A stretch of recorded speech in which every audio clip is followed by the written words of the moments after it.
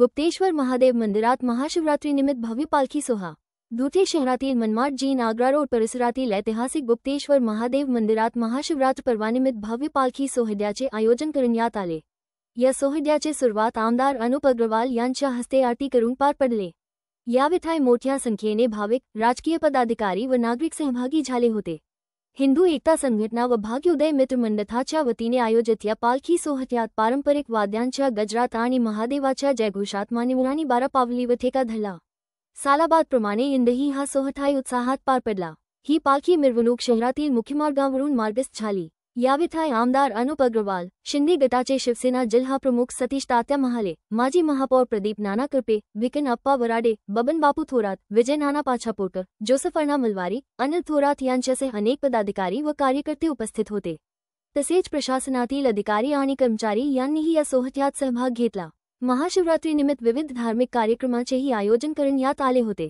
शहरातील शिवभक्तांनी या पवित्र सोहळ्याचा लाभ घेत मोठ्या श्रद्धेने भगवान शंकराची आराधना केली। आज हिंदू धर्मशास्त्राप्रमाणे या विश्वामध्ये सर्वात मोठे दैवत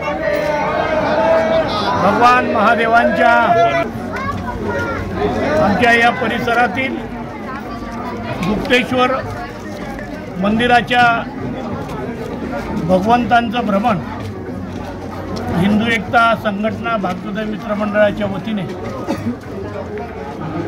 मी 5 वर्षाचा असताना या ठिकाणी स्वहस्ते मंदिराची ही बांधकामाची रचना झालेली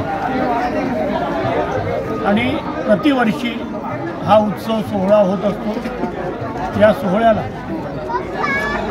धुळे शहराचे प्रथमतः हिंदू म्हणून घेणारा धर्मयोद्धा आमदार अनुप अग्रवाल यांच्या शुभ हस्ते या ठिकाणी या सोहळ्याची सुरुवात झालेली।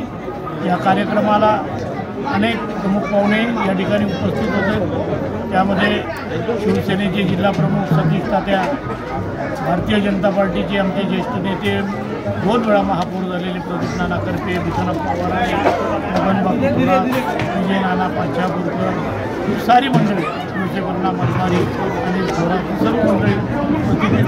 त्याचप्रमाणे प्रशासनाचे अधिकारी माननीय ठाकूरसाहेब,